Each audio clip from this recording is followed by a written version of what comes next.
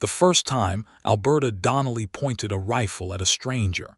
Her hands did not shake, and that told her more about what her marriage had done to her than any mirror ever could. It was November of 1878, and the wind that rolled across the Montana Territory carried ice in its teeth. Alberta stood in the doorway of the small homestead she had claimed as her own, not her husband's, not anymore, because her husband was dead and buried 6 months past, and she had cried exactly once, on the night she realized she was not sad so much as relieved, and that realization had frightened her more than his fists ever had. The cabin sat on the eastern edge of a wide valley outside the town of Harlow Creek, a town that was little more than a saloon, a general store, a livery, and the stubborn collective determination of about 200 souls who believed the railroad would eventually find them. The land around the cabin was hers because she had filed the claim herself, 3 days after burying Roy Donnelly, walking into the land office with her chin up and bruises still yellowing on her forearm. The stranger coming up her road now was on horseback, which was the only sensible way to travel in weather like this. He sat his horse well. She noticed that before she noticed anything else, easy in the saddle the way men are who have spent years with horses rather than years learning to ride. He wore a long canvas duster that had seen better decades, a hat pulled low against the wind, and he had both hands visible on the reins, which was, she supposed, a point in his favor. "That is far enough," she called out, and she meant it. The man pulled his horse to a stop. He did not reach for anything. He just sat there for a moment, and then he raised his voice against the wind. "I am not looking for trouble. My horse threw a shoe about a mile back, and I have got about 2 hours of daylight, and this is the only structure I have seen in 4 hours of riding." "The town is 7 miles east," Alberta said. "I know it. I am headed there." "Then keep heading." There was a pause. The horse shifted its weight and blew a long breath that fogged in the cold air. "Ma'am," the man said, "I would rather not lose a horse to a frozen road in the dark. I can sleep in your barn if you have one. I will not come near the house. I have got coin for the trouble." Alberta studied him the way Roy had never once studied anything, meaning carefully, with patience, with the understanding that a wrong read could cost you something you could not get back. The man's posture was not aggressive. He was tired. She could see it even from here in the set of his shoulders, the kind of tired that was not just physical but something deeper, something that had settled into the bones and made itself comfortable. She knew that kind of tired because she saw it in her own face every morning. She lowered the rifle by precisely 3 inches, not all the way down, just enough to communicate that she was listening. "What is your name?" she asked. "Crawford," he said. "Dexter Crawford. Where are you coming from, Dexter Crawford?" "Colorado most recently. Before that, a few different places. I have been working cattle drives mostly." "A cowboy," she said, and the word came out with more dryness than she intended. "Among other things," he said. She stood there in the wind and considered it. The barn was 60 feet from the house. It was solid enough. Roy had at least built things that lasted. She would give him that small credit. And she had 2 horses of her own in there and enough hay to see them through to spring if she was careful. One more horse would strain nothing but her peace of mind. "You sleep in the barn," she said. "You do not come to the door. You do not speak to me unless I speak first. In the morning you take your horse to the livery in town and you go on about your business. That is the arrangement." "Yes, ma'am," he said, without any irritation at all, which surprised her. She stepped aside and pointed toward the barn with the barrel of the rifle. He rode past her at a respectful distance, and she watched him until he had dismounted and led the horse inside. She stood in the cold for another minute after the barn door closed, just listening. Then she went inside and put the rifle on its hooks above the door and stood at her kitchen table with her palms flat on the wood. She did not know why she had let him stay. She told herself it was because turning a man away to lose his horse in a November freeze was the kind of thing that sat badly on a person's conscience regardless of what that person had sworn to themselves. And she had indeed sworn things to herself in the 6 months since Roy's death. She had sworn that she would work this land alone. She would rely on no man, need no man, and certainly would not allow any man to get close enough to her to ever make her feel small again. She was 28 years old, and she intended to die old and free on this land, and the only person she needed to accomplish that was herself. These were reasonable oaths, she believed. They were based on evidence. She made her supper cornmeal mush and the last of the smoked rabbit she had put up last week, and she ate it standing at the window that faced the barn, watching the thin line of lantern light under the barn door, and thinking that it was strange how the presence of another human being, even one you could not see, changed the texture of an evening. She went to bed early and lay awake longer than she expected to. In the morning, she rose before full light as she always did, dressed in the dark, and was outside to check on her animals before the sun had fully cleared the eastern ridgeline. The temperature had dropped overnight, and the puddles in the yard were frozen solid.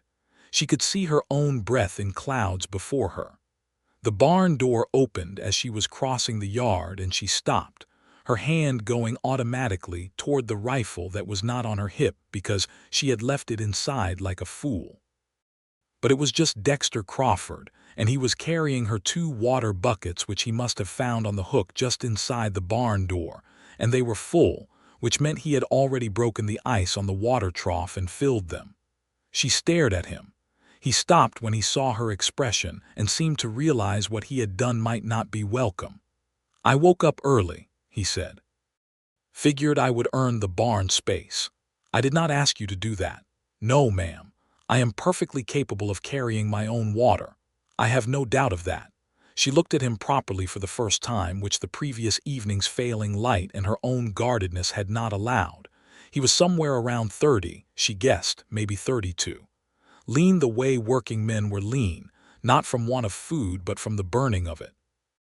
He had a face that had spent a great deal of time in the sun and wind, and there were lines around his eyes that might have been from squinting or might have been from something heavier. His jaw carried 2 or 3 days of dark stubble. His eyes were the color of creek water in the shade gray with hints of green, and they were watchful in a way that she recognized because it was the same way she looked at the world. He had the look of a man who had learned the hard way to pay attention.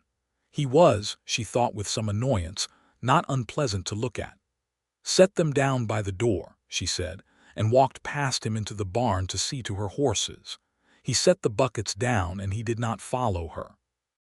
She heard him moving around outside, heard the sounds of him saddling his own horse, a good-looking roan gelding. She had noticed the night before, and she thought he would just go, and that would be that, and the strange, uncomfortable awareness of another person's proximity would dissolve with his departure. Instead, she came out of the barn to find him examining the front corner of the cabin's foundation, crouched down with his hand on the lowest log, which she already knew had begun to rot on the northern face because she had been trying to figure out what to do about it since September. "It is none of your concern," she said. He stood up. "You are going to lose that corner by spring if it is not replaced. I know that. Have you got spare logs? I told you it is none of your concern." He looked at her for a moment, and she was braced for the usual reaction, the condescension, or the wounded pride, or the insistence that he was only trying to help as though she had asked for help, as though her refusal was the unreasonable thing. Roy had been magnificent at that last one. But Dexter Crawford just nodded slowly like a man accepting weather. "All right," he said. "Thank you for the barn." He mounted the roan and she watched him ride east toward town, sitting that horse with the same easy competence she had noticed the night before, and she stood in the yard until he was out of sight, and then went inside and told herself firmly that she was glad he was gone. She was mostly glad.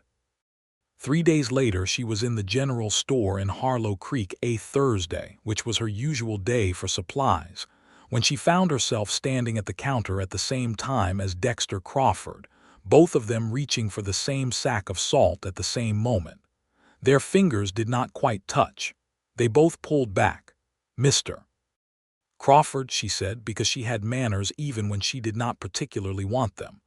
Mrs. Donnelly, he said, which told her that he had learned her name somewhere between her homestead and town, and she was not certain how she felt about that.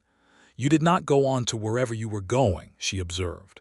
The livery man is Martin Breckett. Do you know him? Of course. He offered me work through winter. He has more horses than help, and not enough coin to hire the hands he needs until spring. We worked out an arrangement. Alberta looked at him steadily. There are not many places to stay in Harlow Creek for a man who is working for board wages. I am sleeping in the livery, he said. It is warmer than you might think. She picked up the salt. Well then, good day, Mr. Crawford. Good day, Mrs. Donnelly. She paid for her supplies and walked out to her wagon and loaded everything with the systematic efficiency she had developed over months of doing everything herself, and she did not think about Dexter Crawford's gray-green eyes or the way he had said her name or the fact that he had carried her water buckets without being asked. She drove home in the cold and split wood for an hour and told herself that winter was just winter, and it would end, and everything was fine. November deepened toward December, and the first real snow came. Not the tentative dusting that had been announcing itself for weeks, but a proper, serious, Montana-grade snowfall that came down for 2 days straight and left the valley buried under 14 inches of white silence. Alberta was prepared.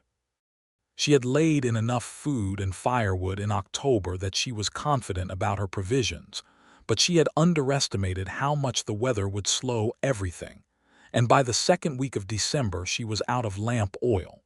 She hated needing things.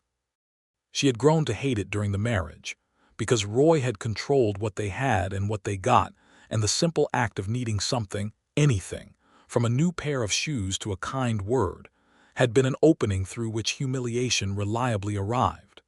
She had spent the 6 months since his death systematically unlearning that helplessness, teaching herself how to want things and ask for them without shame. She was not all the way there yet.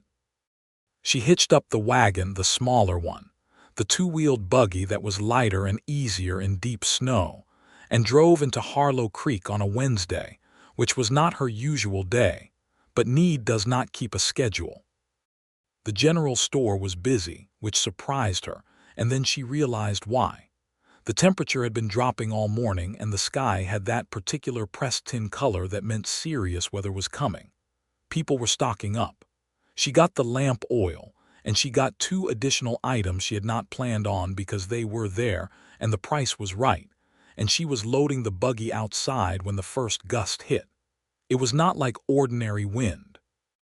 It was sudden and total, a wall of cold that came from the northwest and did not stop, and within 3 minutes the visibility in the street had dropped to almost nothing as the snow came horizontal.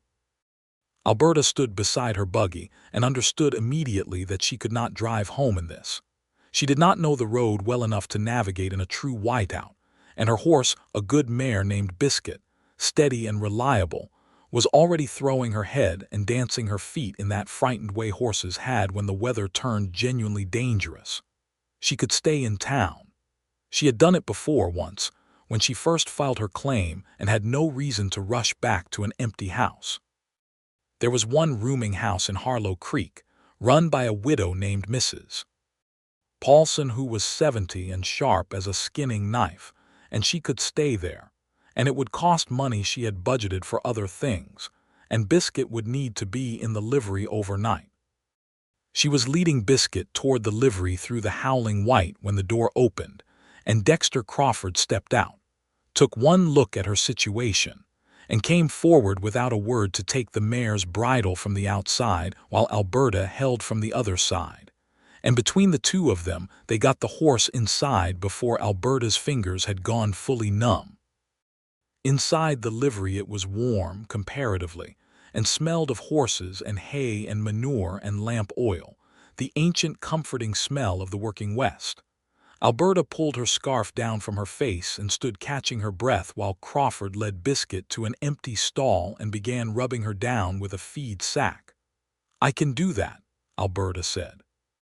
"I know you can," he said, and kept doing it, and handed her a second sack without looking up, and she took it and went to Biscuit's other side, and they rubbed the horse down together without speaking. When Biscuit was settled and had a portion of hay before her, Alberta straightened up and turned and found Crawford closer than she expected, not inappropriately close, just the close that happened in a stall, and she stepped back a half step and he stepped back a full step immediately, and she thought again that he was very careful about not pressing. "Thank you," she said. She made herself say it without the stiffness she usually put around that kind of gratitude. "This one will be bad," he said, nodding toward the wall behind which the wind was screaming. "You are staying in town." It was not a question which she might have taken issue with from another man, but he said it the way one states whether not as a command but as a fact about the world. "Mrs. Paulson's," she confirmed. He nodded. He was quiet for a moment, and then he said, "Martin and his wife have the room above the livery office. They are good people." She understood he was not making conversation. He was telling her, without making any particular point of it, that she was among decent folk here, that the livery was a safe place. She was not sure why he felt the need to say it, and then she thought perhaps he had noticed things, the way she watched exits, the way she held herself ready, the old habit of a woman who had learned that safety was always provisional, and he was trying to address them without addressing them. She looked at him for a moment longer than she had intended to. "Have you eaten today?" she asked, surprising herself. He seemed surprised too, a slight lift of his brows. "Not since morning." "Mrs. Paulson serves supper," Alberta said. "She will let you have a plate if you are polite about asking." "I will remember that," he said. She nodded and gathered herself and went out into the howling street toward Mrs. Paulson's rooming house, and she felt his eyes on her back until she turned the corner, and she did not look back, but she was very aware of not looking back, which was perhaps worse.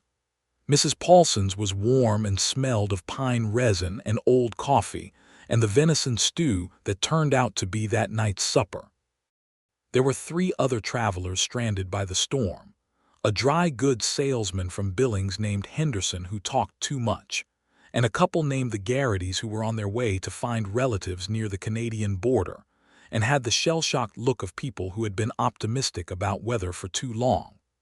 Alberta sat at the long table and ate her stew, and answered questions when asked, and mostly watched the fire.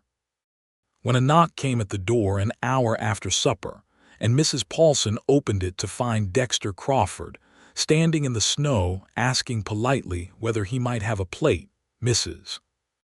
Paulson looked him over the way old women in the West looked over strangers, complete, efficient, and merciless, and then said yes, "Come in, hang your coat," and she put a full plate in front of him and he ate standing at the end of the table because the chairs were all taken. Alberta did not look at him more than twice. She was aware of him the way you were aware of a fire, not by looking directly at it, but by the quality of the warmth. Henderson, the salesman who had been talking for an hour straight, turned his attention to Crawford. "What's your trade, friend?" "I work horses," Crawford said, "currently over at the livery." Before that, there was a small pause. "Before that, a good many different things." "You have the look of a military man," Henderson said, with the cheerful presumption of a man who had never been anything of the kind. Crawford finished a bite of stew before answering.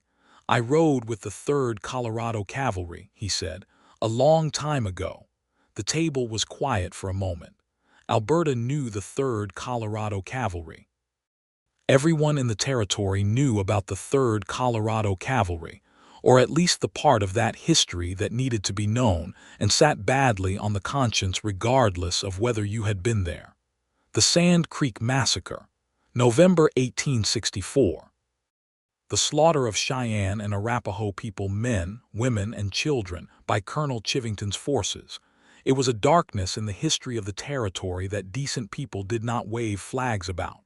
"That must have been something," Henderson said, with the breezy ignorance of the comfortable. "It was," Crawford said. His voice was flat as a plank.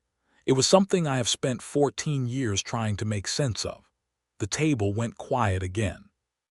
Alberta looked at him, directly, this time, not sideways, and found him looking at his plate with a set to his jaw that she recognized as the expression of a man who had said more than he meant to, and was now sitting with the consequence of it.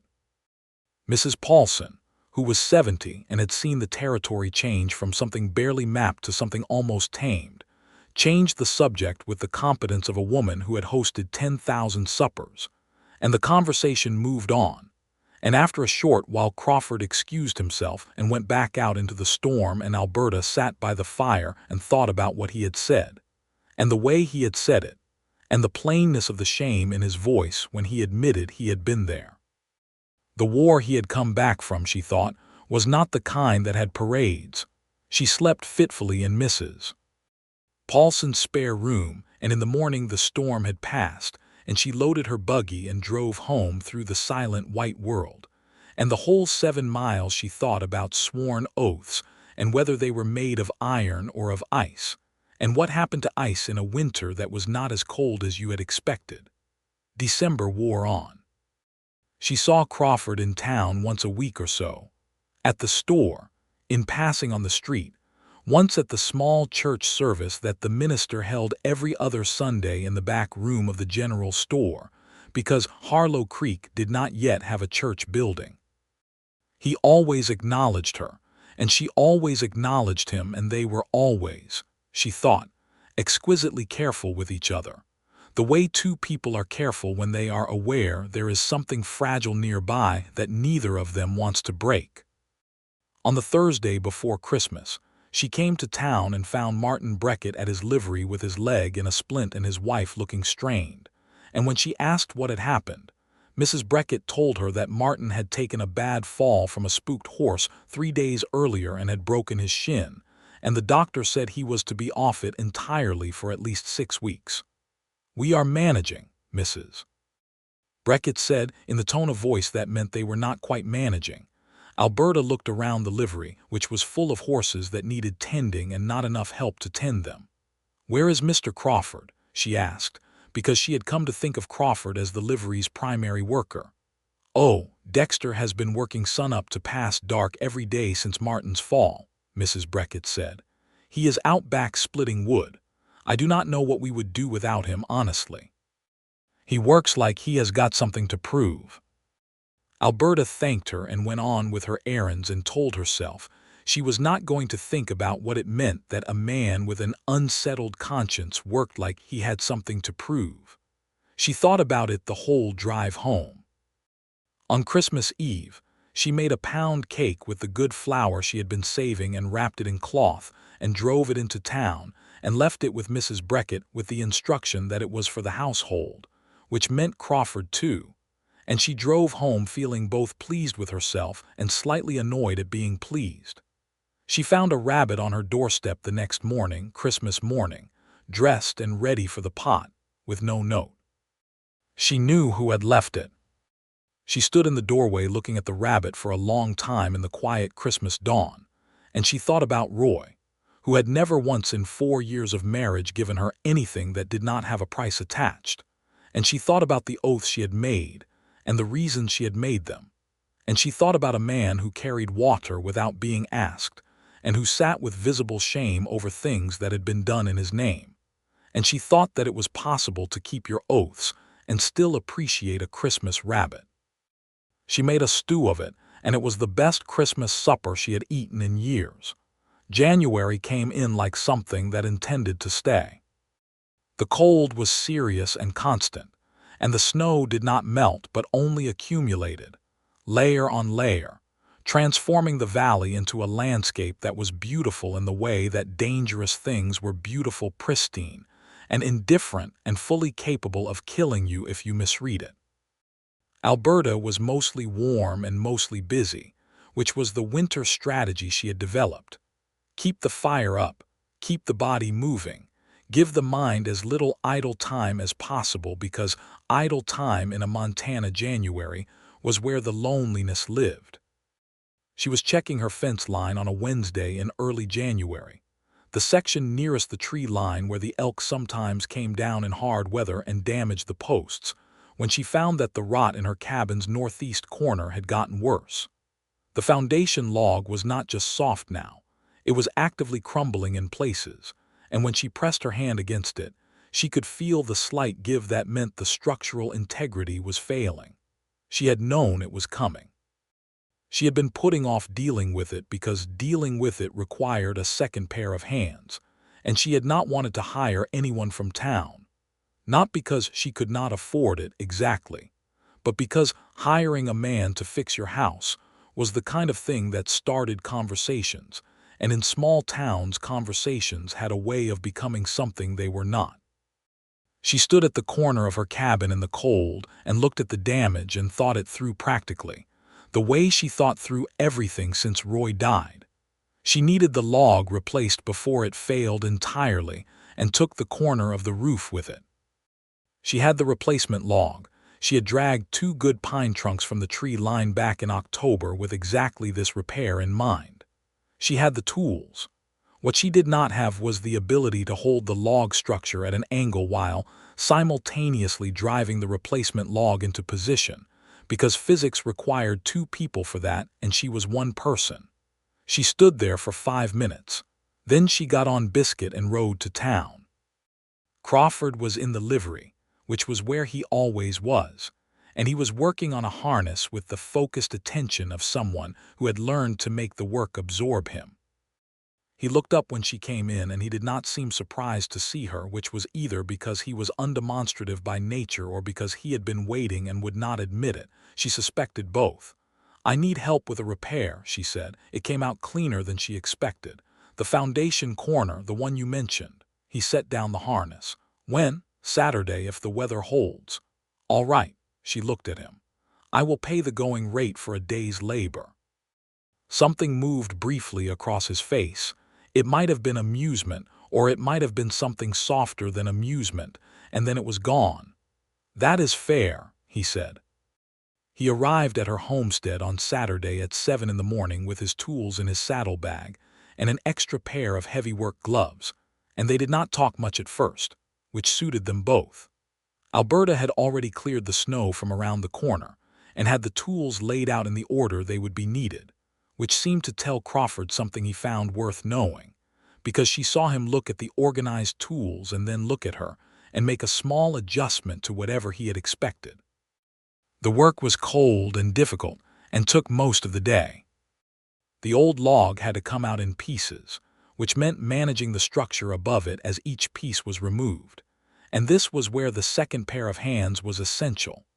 Alberta bracing the support from one side while Crawford worked from the other, and then reversing as needed, passing tools back and forth with an efficiency that developed naturally over the course of the morning, until they were moving with the ease of people who had worked together for years rather than hours. Around noon she brought out coffee and they sat on the woodpile on the south side of the cabin where the winter sun hit and had some warmth to it, and they drank the coffee and did not perform any particular conversation, just 2 people sitting in a small patch of sunlight in a cold world, and it was easy in a way that Alberta had not experienced in years.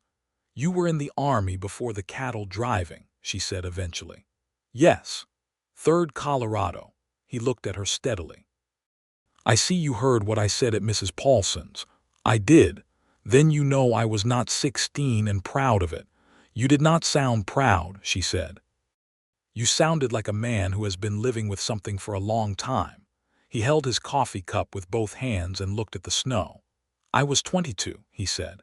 "I had been in the territory for a year, and I believed what they told me about what needed to be done. I believed it the way you believe things when you are 22 and someone with rank tells you they are true." He was quiet for a moment. "Sand Creek was in November of 1864. I have not worn a uniform since. I have spent most of the years since then working with my hands and giving whatever I could to the Cheyenne families that came through the places I was working when I could find them, when they would accept anything from me. It does not fix anything, I know that, but it is what I know how to do." Alberta looked at him for a long time. "It is not nothing," she said. "Knowing the wrong and trying to address it, that is not nothing." He met her eyes, and she thought she saw something in his expression that was close to gratitude but more complicated than gratitude, the feeling of a man who has been carrying a weight in secret and finds that someone has acknowledged its existence without trying to take it from him or tell him to put it down. "You are not what I expected," he said. "What did you expect?" He thought about it. A woman who had been alone for 6 months and was determined to stay that way. "I expected hard edges all the way through. I have hard edges." "You do," he agreed, "but you have other things too." She got up and picked up her coffee cup and said, "We should get the replacement log seeded before the light changes," and went back to the work, and he followed her, and they did not speak again about any of it for the rest of the day. When the work was done and the corner was solid, better than solid actually, properly braced and sealed with the pine tar she had prepared, Crawford loaded his tools and she paid him what she had agreed to pay him, and he took the money without argument and she walked him to his horse. "Thank you," she said. "Good work," he said, which she understood was directed at both of them. She nodded. He mounted the roan. He was about to touch his hat and ride, and she said, "I am making supper. There is enough for 2. The sentence sat between them in the cold air. She heard herself having said it, and she did not take it back. Crawford looked at her for a moment with those gray-green eyes that notice things, and then he dismounted and tied the roan to the post and said, "That is kind, thank you." She made salt pork and potatoes, and the last of the corn she had dried in the fall, and they sat at her table and ate together. And the conversation that came was different from any conversation she had had in years. He told her about the cattle drives, the particular characters you met on long drives, the strange private world that formed among the drovers when weeks on the trail had scraped everyone down to something more essential. She told him about the claim, about what it had taken to file it and keep it, about the way some of the men in town had looked at her when she first came in alone, and how their expressions had shifted over the months as it became clear that she was not going away. "Roy," Crawford said at one point, not asking exactly but acknowledging the name that had been present in the room without being spoken. "My husband," she said. "He died in June." "I am sorry," Crawford said, and then, carefully, "Were you sorry when he did?" It was a question no one had asked her. Everyone in Harlow Creek had been respectful and sympathetic and had offered condolences and brought food in the first weeks, and no one had ever once asked her whether she had actually grieved. She looked at her plate. "No," she said, "I was not, and I have been making peace with what that says about me ever since." "It does not say anything about you," Crawford said. "It says something about him." She looked up and found him watching her with something direct and quiet in his expression, and she felt something shift inside her chest, not dramatically, not like the novels she had read in the years before Roy, but more like a floorboard settling, something that had been under tension for a very long time releasing by one careful degree. "He was not a good man," she said. It was the first time she had said it plainly, out loud, to another person. "I knew it before I married him, and I married him anyway because I was 24 and the options in front of me seemed like variations on the same theme, and Roy at least had land. I thought I could manage him." She paused. "I thought wrong." Crawford was quiet for a long moment. "I am glad you are here," he said finally, "on this land, as your own person." She cleared the plates and he helped her wash them, and they stood side by side at the basin, and she thought that this was perhaps the most domestic she had been with another person in years, and it was not uncomfortable, which she had expected it to be. He left before full dark because there was no suggestion of anything other than supper, and she stood in the doorway and watched him ride away and thought, carefully and seriously, about her oath. She had sworn off men. She had good reasons. She had evidence. She had looked at the wreckage of 4 years with Roy Donnelly, and she had concluded, rationally and from experience, that the safest thing for Alberta Donnelly was Alberta Donnelly alone, and she had been correct, and she stood by the correctness of it. And yet, February arrived and brought with it a brief, false thaw that lasted 4 days, and made everyone in the valley feel tentatively hopeful before the cold snapped back harder than before. During the thaw, Harlow Creek came alive briefly the way it always did when temperatures rose. People came out of their houses and stood in the muddy street and talked. relieved to be outside, and there was a kind of forced sociality that the winter season created in small western towns. It was during one of these mild afternoons that Alberta, loading supplies into her wagon, was approached by a man she did not know well, a rancher from the north end of the valley named Hiram Salas, older, widowed, with the demeanor of someone who had decided that his own needs were the primary feature of any interaction. He had land. He had cattle. He had already sent 3 inquiring glances her way in church and at the store in the preceding months. "Mrs. Donnelly," he said, with the particular brand of warmth that was about something other than warmth, "I have been meaning to speak with you." "Mr. Salas," she said, and kept loading the wagon. "Now that you have had time to settle after your bereavement," he said, "I wanted you to know that I think very highly of your enterprise. That is a good piece of land you are working." "It is," she agreed. "A woman alone on a homestead in this territory," he said. "Well, that is a difficult situation. I would like you to consider that there are other arrangements that might be more comfortable, more secure." She stopped loading and looked at him directly. "Are you proposing something, Mr. Salas?" He seemed pleased that she had cut to it. "I am proposing that you and I might come to an understanding. I have a good house. I run 300 head. I have my own house," she said, "and my own land, which would combine very nicely with mine." "My land does not need to combine with anything," she said, with great precision. "I am not looking for an arrangement, Mr. Salas. I appreciate the consideration, but I am not interested." She could see that he was not accustomed to this answer.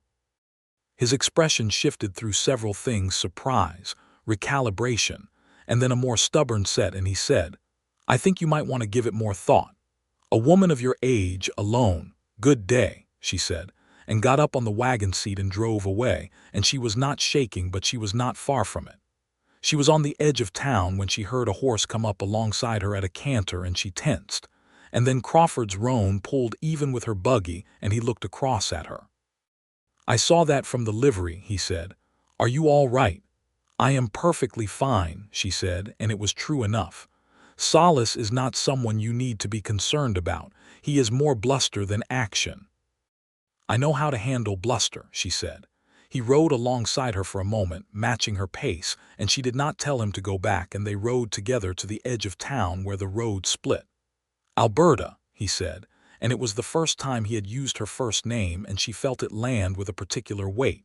She pulled the buggy to a stop and looked at him. "I am not going to be like him," he said. "I am not going to show up on your land and tell you what arrangement would be good for you. I want to be clear about that." "Then what are you?" she asked, and the question came out more honestly than she intended, stripped of the careful management she usually kept around such things. He held the roan still. The horse's breath came in a steady cloud. "I am someone who has not wanted to be involved with anyone for a good long while," he said, "and who has recently been finding that harder to maintain than expected." She looked at him for a long moment in the pale February light, with the cold around them and the sound of the wind moving through the bare branches of the willows along the creek road, and she thought about what she was, which was a woman who had been broken down into something essential by 4 bad years, and had built herself back up carefully, and who had made a promise to herself that she intended to keep. "I need you to understand something," she said. "I do not need rescuing. I do not need managing. I do not need someone to make decisions on my behalf or to suggest that my life would be better if it were attached to theirs. I have had that, and I know what it costs." "I understand that," he said. "I am not sure you do. It is easy to say." "It is," he agreed. "I know it is just words right now. I am not asking you to believe the words. I am asking you to let me demonstrate them if you are willing, at whatever pace makes sense to you." The wind moved through the willows again. A crow called somewhere in the distance, black and emphatic against the white sky. "Walk with me sometime," she said finally, "when the weather permits. That is all I am saying." "That is enough," he said, and he turned the roan back toward town, and she watched him go. She drove home with the strangest feeling inside her, which was not joy exactly and not fear exactly, but something that lived in the territory between the two, and she thought that sworn oaths were not meant to be broken in a day or by one person's say-so, but that perhaps they were meant to be renegotiated over time, the way a fence line was renegotiated as the land was better understood. March came in badly and went out better, which was its habit. The snow began to release its grip on the valley in the third week of the month, and though there was still cold in the mornings and still occasional snowfall, the days were longer and the quality of the light had changed. It had warmth in it again, actual warmth, not just the cold brightness of winter sun. Alberta's horses grew restless and her chickens—she had 6—wintered in the barn and thoroughly unimpressed by the experience moved back outside with the offended dignity of birds reclaiming territory. She and Crawford walked for the first time on a Sunday in late March, along the creek road, which was muddy and full of snowmelt trickle and smelled of cold earth and pine, and the particular greenness that came before the actual green. They walked without any plan and without any agenda, which meant they talked, and the talking that came was easy and real and occasionally surprising. She learned about his life between the war and the cattle work. He had spent 2 years in Colorado and New Mexico among Cheyenne communities that would take him in, doing whatever work was needed, learning a little of the language, trying to address in whatever small way the unaddressable. He had not found absolution. He had found, he said, that the attempt mattered even without the absolution, and that the attempt was a way of staying a person you could recognize in the mirror. He learned about her life before Roy. She had grown up in Kansas, one of 6 children, a farm family that worked hard and loved hard, and lost 2 children to a fever outbreak when she was 12, which had taught her early that the world was not interested in your feelings about its operations. She had come to Montana with Roy at 24, following his ambition, which she had mistaken for strength. "You are stronger than he ever was," Crawford said, not as a compliment but as a statement of fact, which was why it landed differently than compliments usually landed. "I had to become it," she said. "Most of the strongest people did," he said. They walked back to her homestead when the light began to change, and he did not come inside, and she did not invite him, and they stood at the fence gate in the lengthening afternoon, and she looked up at him. He was perhaps 4 inches taller than her, which was not so tall that it felt imposing, but enough that she noticed, and she thought that there was something occurring between them that was quiet and serious, and had been occurring for months, and that she had perhaps been pretending not to notice. "Next Sunday," she said, "if the weather holds." "Yes," he said. They walked for 4 Sundays in a row, and each time the conversation went a little further, and each time she found herself on the drive back from dropping him at the crossroads thinking about what he had said, and replaying things, and it was irritating in the pleasant way that only one thing was irritating.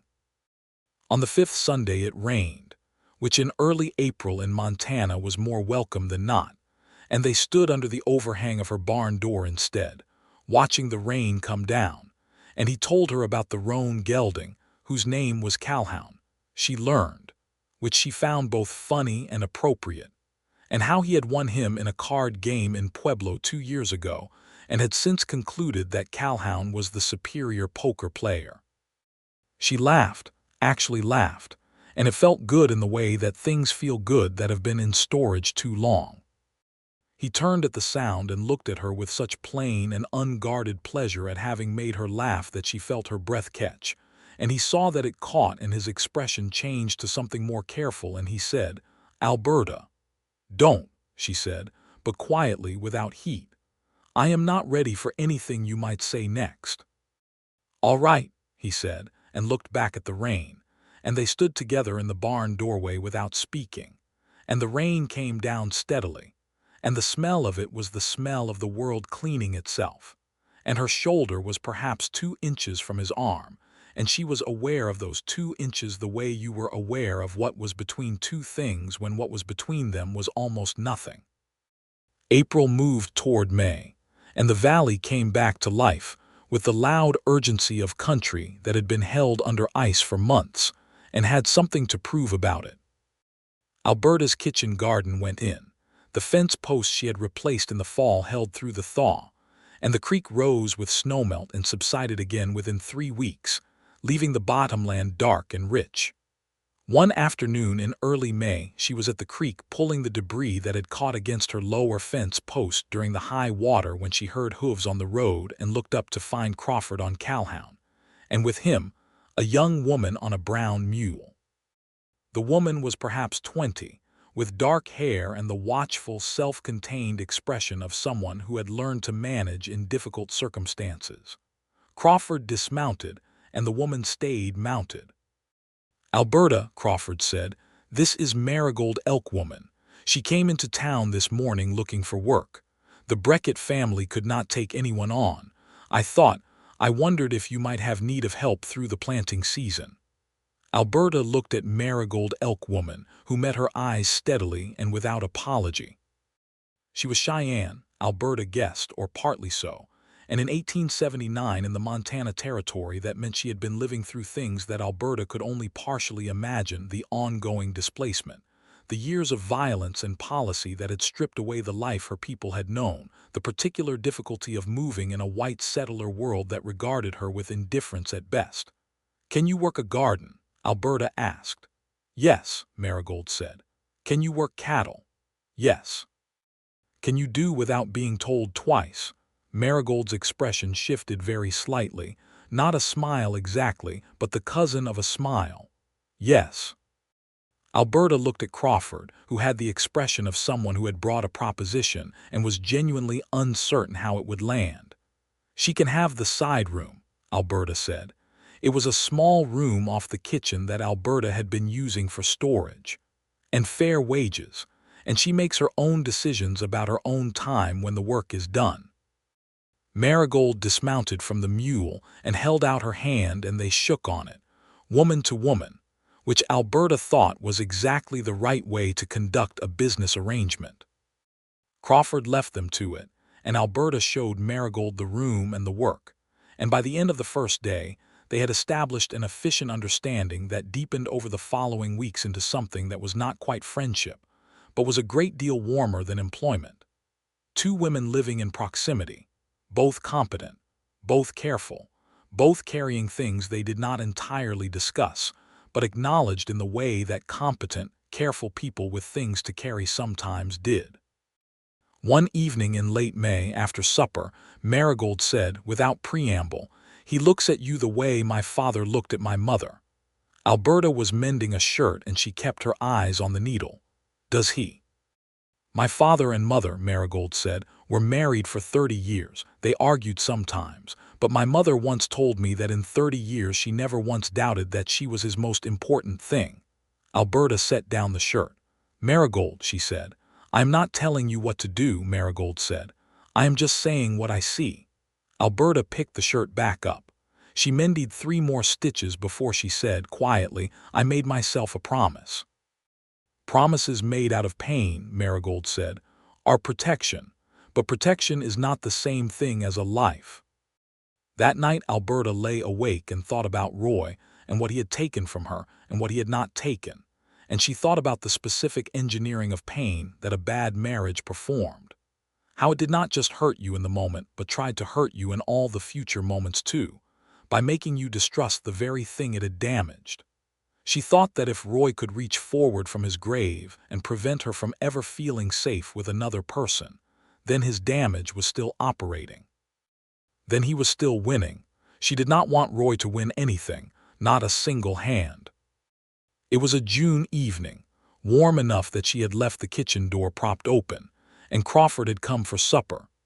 This had become a Thursday habit sometime in April, gradual and unannounced, the way habits formed in the West, pragmatically and without ceremony, and they were sitting on the porch after, Marigold tactfully absent inside, and the sun was going down in the western sky in colors that the country did when it was showing off. Deep amber and coral and a thin line of green along the horizon, and everything was still and warm and smelled of grass and horse and the coming of night. Alberta looked at the sunset, and then she looked at Dexter Crawford, who was watching the light the way he watched things attentively, as though it mattered, and she thought that she was 30 years old and this man sitting beside her on this porch had spent 6 months demonstrating, precisely and patiently and without declaring himself, exactly who he was, and that who he was the opposite of everything that had done her harm. "Dexter," she said. He looked at her. She leaned across the small space between them and kissed him. It was not tentative and it was not dramatic. It was the kiss of a woman who had made a decision and was committed to the making of it, and his hand came up and touched her cheek with a gentleness that was careful and total, and she felt the last of something very old and very defended release in her chest, like a breath finally let go. When they separated, he was looking at her with an expression that was wonder, she thought, and something deeper than wonder, and his hand was still at her cheek.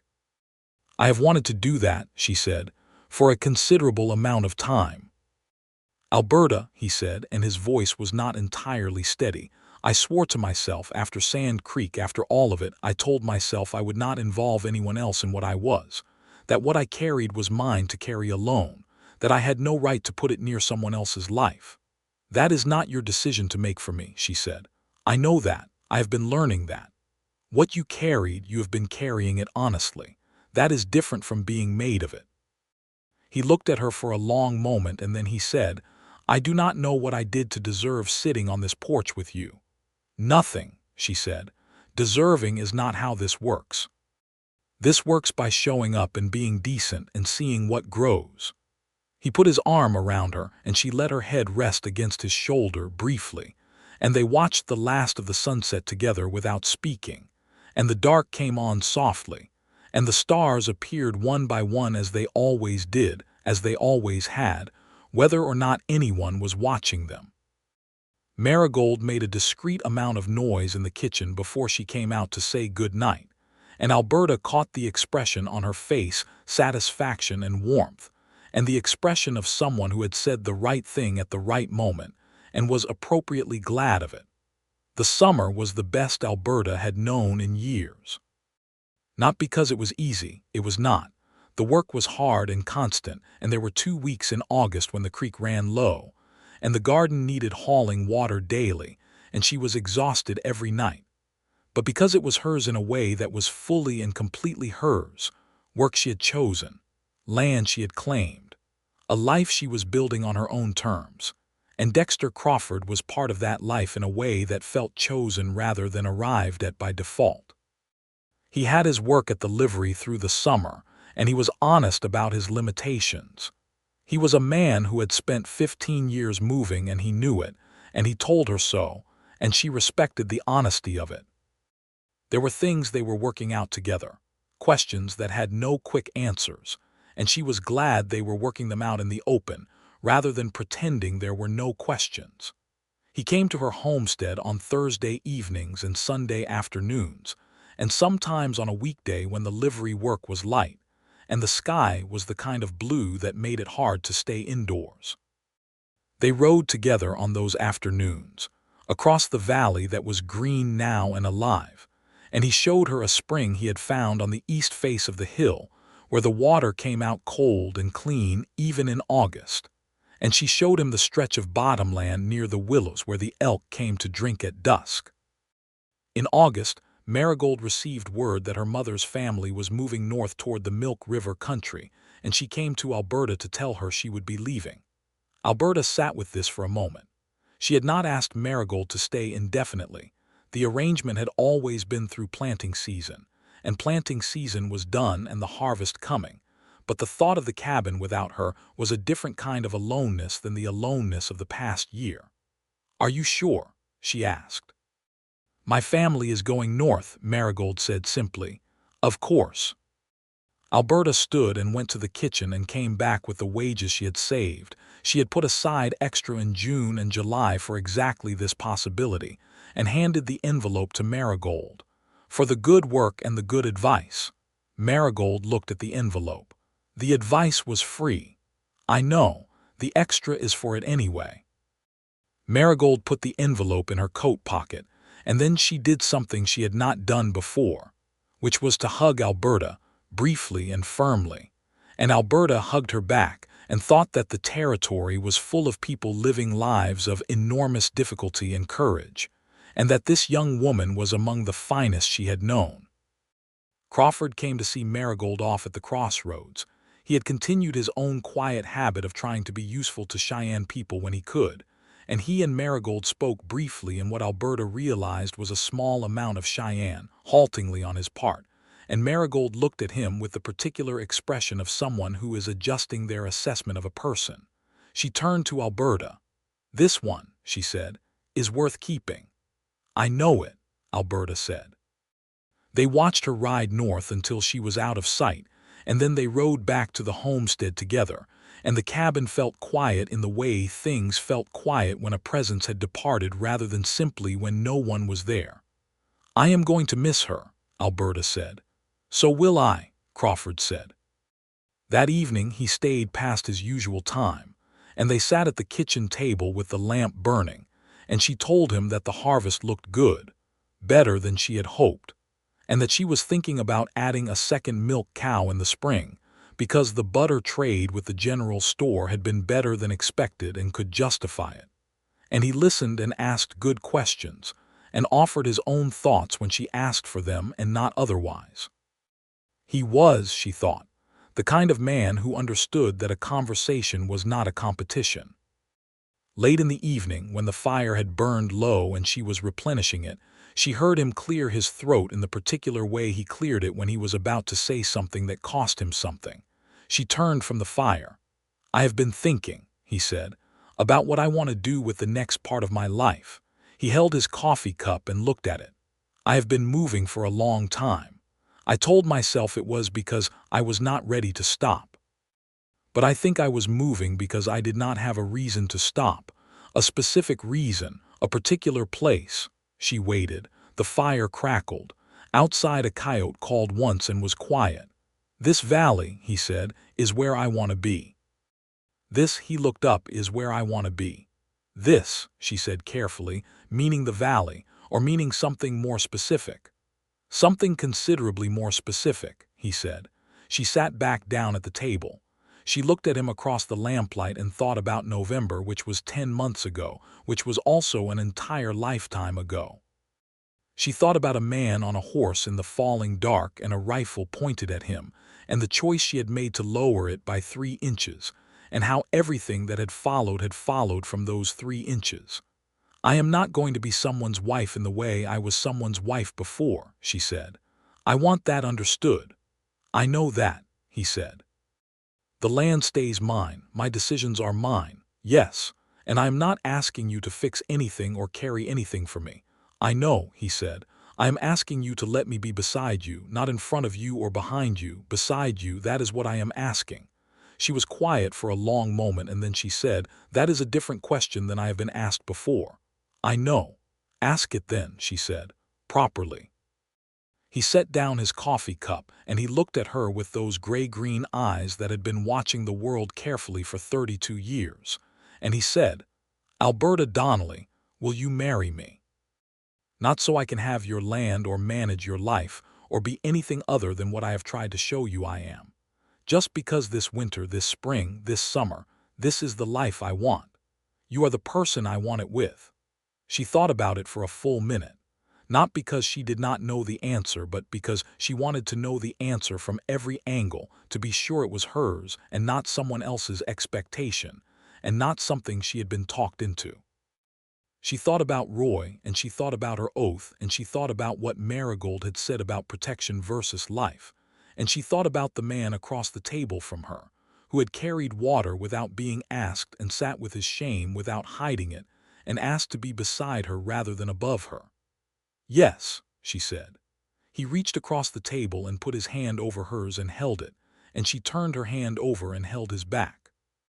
They were married in October, at the small church that the town had finally built over the summer. A proper church now, modest and straightforward like everything in the West that was built to last, with Martin Breckett in attendance, and Mrs. Paulson and the Garrittys who had made it north and come back and settled, and a good portion of the town besides, because small towns attended weddings the way they attended everything, completely, and with strong opinions about the refreshments. The minister was a man named Cooper, practical and kind in the way that ministers who had come west tended to be. They got the religion knocked clean of pretension by the first hard winter, and what remained was the useful part. Alberta wore a dress she had made herself from good blue wool.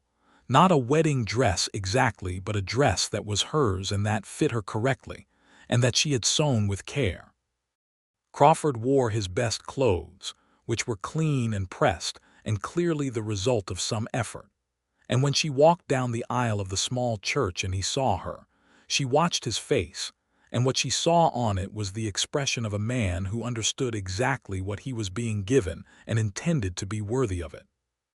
They spoke the vows, and she meant every word, including the ones she had asked Minister Cooper to change, because the traditional language of obedience was not language she was willing to speak, and Minister Cooper had replaced it with language about partnership and mutual respect and honor, which was the real substance of the thing anyway. There was a supper at Mrs. Paulson's afterward, long and loud and warm, and Alberta sat at the head of the table beside her husband, which was a word she turned over in her mind like a coin, testing its weight, finding it different from the last time, and listened to Martin Breckett give a speech that was 30% sentiment and 70% horse jokes, and she laughed until she was genuinely out of breath. Crawford leaned toward her at one point in the evening and said quietly, "Are you all right?"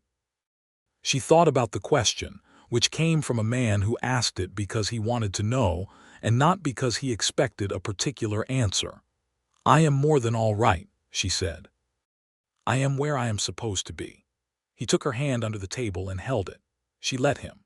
They drove home by moonlight because the October moon was full and extraordinary and turned the valley silver, and Biscuit knew the road and needed no guidance. Alberta sat against Crawford's shoulder and watched the moonlit land go by and thought that it was possible to have something you had stopped believing in, not by abandoning your caution, but by finding someone who was worth the renegotiation. Crawford moved into the homestead, which they extended in the spring with a proper second bedroom and a new porch that ran the full width of the south face of the cabin, because Crawford turned out to be an excellent builder when he had a reason to build. He kept his work at the livery through the winter and into the next spring, by which time he had saved enough to buy 4 horses of his own and begin the horse breeding operation that Alberta had been quietly encouraging since she first watched him handle Calhoun. The land was hers. The horses were his, and then jointly theirs, as these things had a way of becoming. They worked well together in the way that people worked well together when they respected each other's competence without needing to compete with it. There were disagreements, real ones, because they were both people who thought for themselves and had convictions about things. And they had learned early that disagreements were not the crisis they sometimes felt like, that they could argue and come back, and neither one of them was going anywhere. In the spring of 1880, Alberta told Crawford that she was pregnant, and she watched his face go through a sequence of things: shock, and then something that cracked open wide and warm, and then the careful, deliberate stillness of a man containing a feeling that was too large for casual expression. "Are you well?" he asked. "I am very well," she said.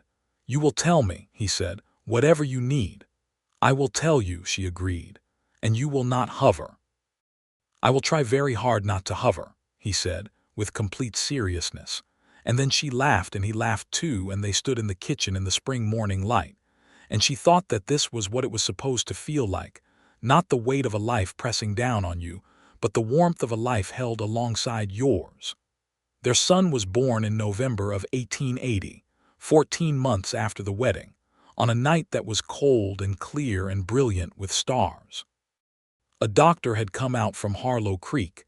They had a proper doctor now, a young man from Ohio named Trescott who was still getting used to the distances. And Mrs. Paulson came too, because she had attended more births than she could count and was a more reliable presence than any book-learned man. And Crawford paced the barn for 3 hours with Calhoun before Mrs. Paulson came to the barn door and told him he had a son. He came in and stood at the bedside, and Alberta held the baby up to him.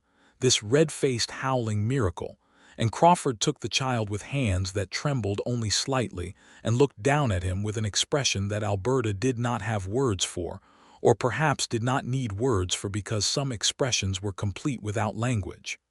"What do we call him?" Crawford said. They had talked about names.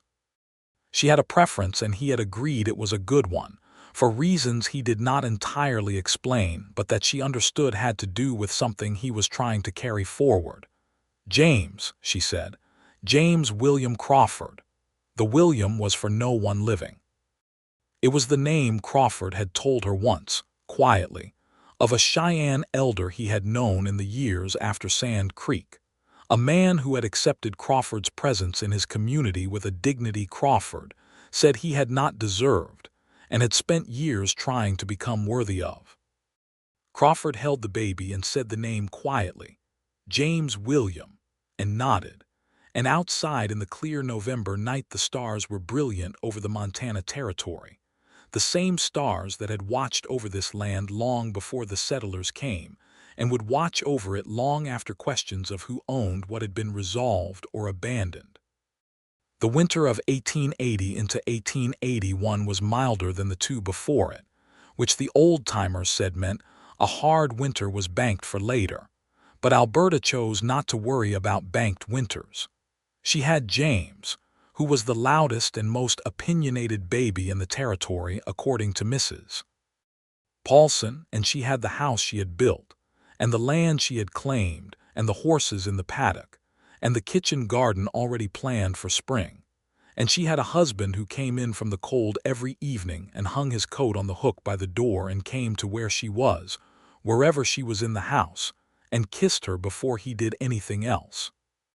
She had thought once that love was something that happened to you whether you wanted it or not, that it was a pressure from outside that overcame your defenses if they were not strong enough. Roy had been like that, a force, an imposition. What she had with Crawford was different.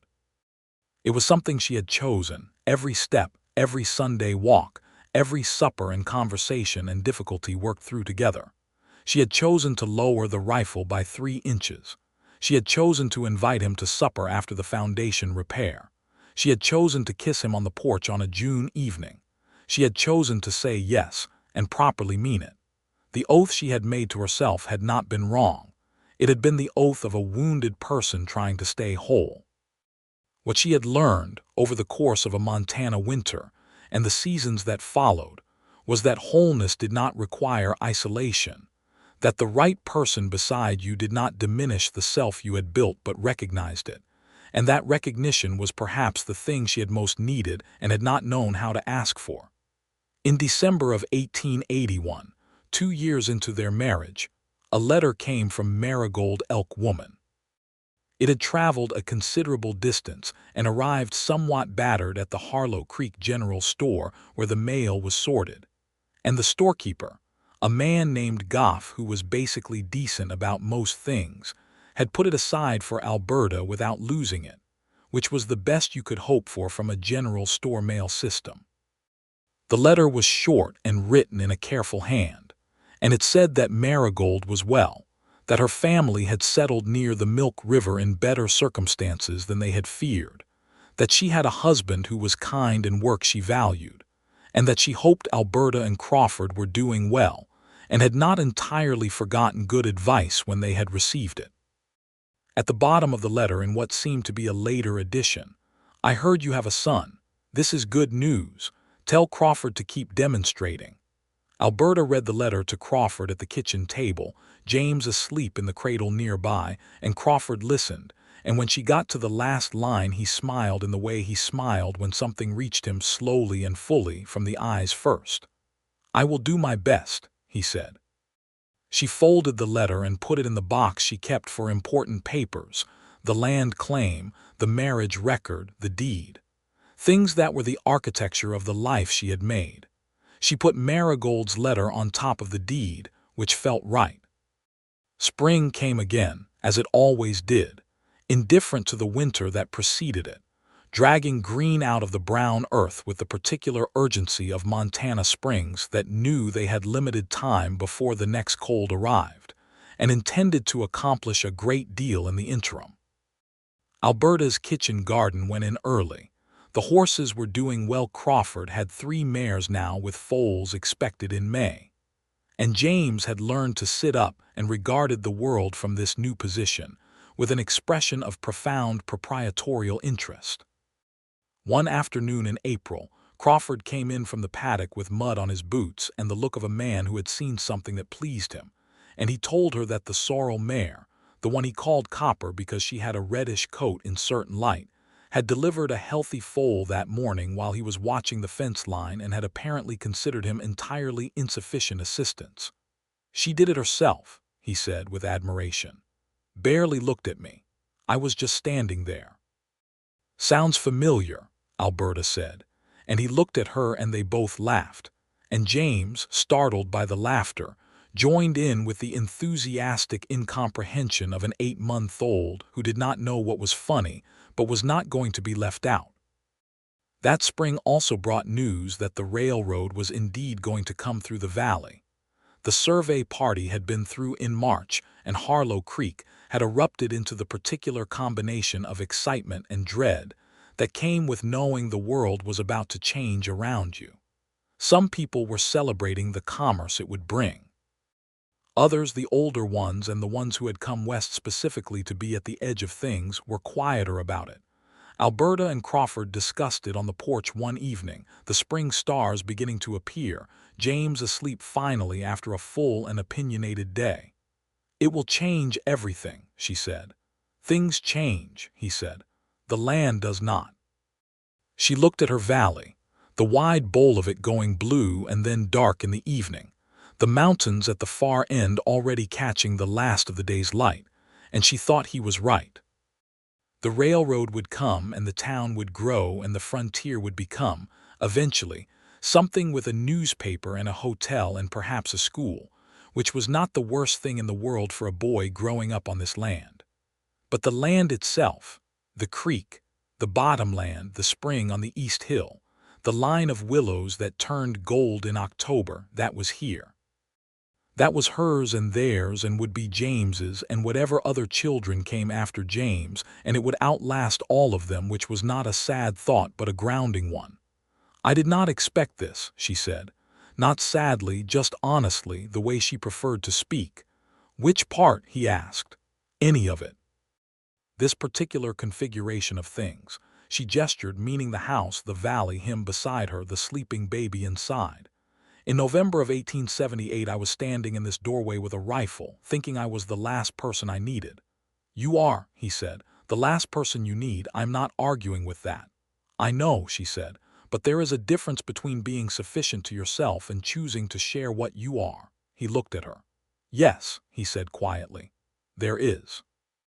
She reached over and found his hand in the darkening evening and held it, and he held hers back.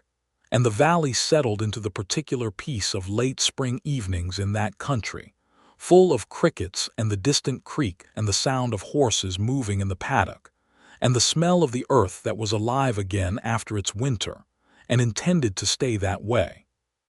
James Crawford, who had been named for a good future and a respected past, slept in his cradle in the warm house behind them, growing into whatever he would become, in a country that was changing faster than anyone could entirely track, but that still, in the places that mattered, held the same wind and the same light and the same expansive, indifferent, extraordinary sky.